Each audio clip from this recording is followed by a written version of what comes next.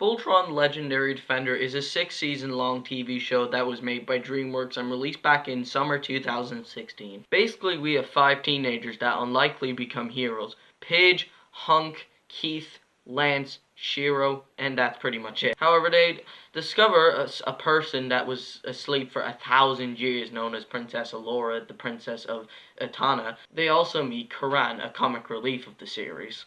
Together, they must team up and form Voltron, a powerful transformer pretty much, to destroy Zarkon and stop his evil plans of destroying every planet. Now, I'll be honest, it was last year when I got into Troll Hunters, I decided, you know what, if Troll Hunters is really this good, is Voltron just as good?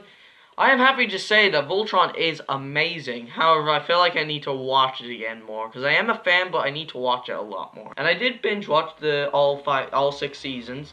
And I watched season 1, I watched all the first 5 seasons Monday to Thursday, and then I got ready for season 6, which I just finished watching today. And guys, this show is fantastic. My only problem is that the story is kind of a bit, well, copy-like. Now, it's not bad, it's just that you could be a little more original. Like, they basically kind of rip off Ninjago and Power Rangers at the same time. Like, Voltron is pretty much their own Megazord, and the colors are, yeah, pretty much ninjas and all that. But other than that, it's got a good story to the show. Each season feels connected, and it's like Dragon's Race to the Edge. It feels like a big story. Each season is building up to this big moment.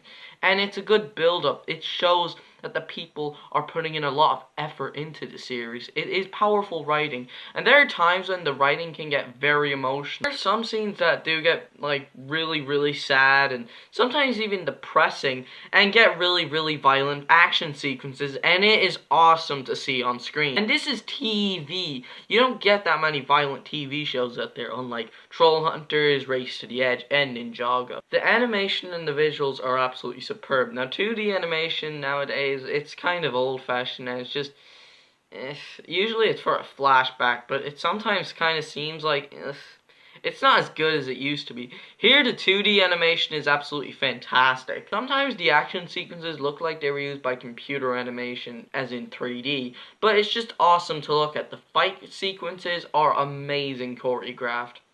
The characters. Keith is personally my favorite. Now, yes, like I said, the characters kind of feel a bit like the Ninjago team, but Keith is pretty much Kai, but I think Keith has a lot more growth to him than Kai did.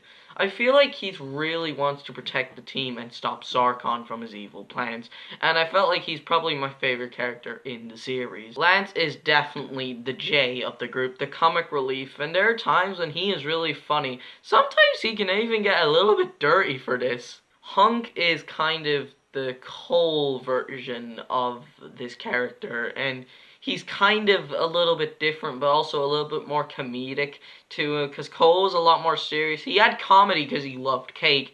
This one is kind of very similar to Cole, but just told through a different character. As in, he's the exact same of Cole, but he's executed differently. There's Pidge, who is shockingly a female. I mean, come on, you could have maybe made her look like a girl, but seriously, it looks like a boy, and that's probably a voice actor. Well, I mean, it's not like we get many boys that have a girl voice actor. Shiro is the leader of the team, the main protagonist, and he's kind of like Lloyd and Zane mixed into one. Mainly because I feel like there's a similarity between Shiro and Zane, which I don't want to spoil, but it is kind of heartbreaking. But I think Voltron did a lot more darker and a lot more shocking. There's Princess Allura, who isn't really the damsels in distress, but actually helps the team progress and actually teaches them a lot of Voltron. Because considering this is the Princess of Etana, I feel like it's a great way to have a girl to kind of teach them. Because usually when it's a girl like this, they usually become the love interest.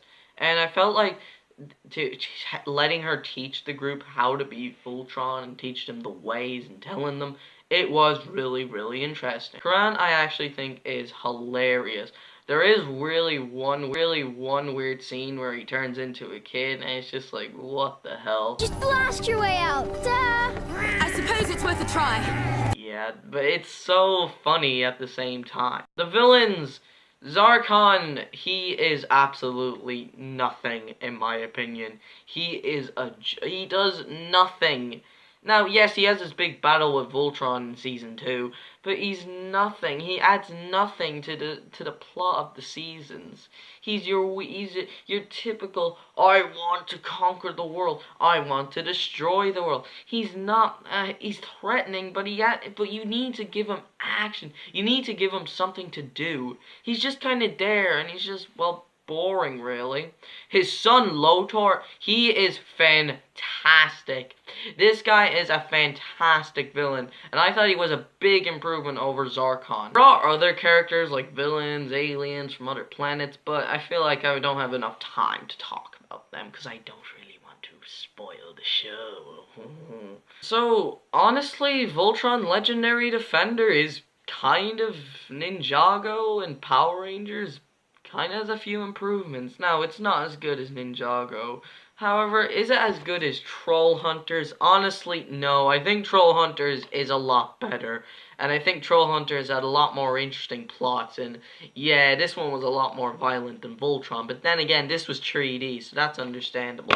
Voltron Legendary Defender is a fantastic TV show that I highly recommend for you guys to check out. I'm very happy I saw this show last year, and I'm very happy to say I am a fan of this series. Sure, it's not as good as Troll Hunters, but still, I still love the series for what it is. It has great characters, great storytelling, may have a few issues there and there, but come on, it's a great show. Not every TV show is perfect. I am going to give Voltron Legendary Defender a 9 out of 10, and yes, of course, the seal of awesomeness. Yeah, speaking of Troll Hunters, wasn't I supposed to review? It's sequel. Troll Hunters Part 2 and Part 3.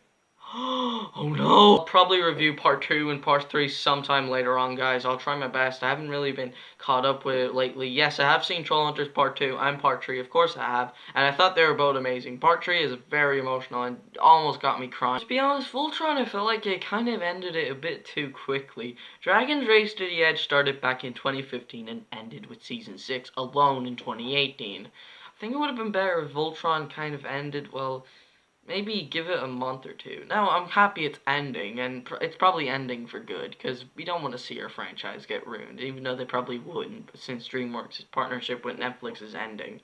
But, it was a little bit rushed to end it, but I still really enjoyed it. Stay tuned for my next review, whatever that is. Until then,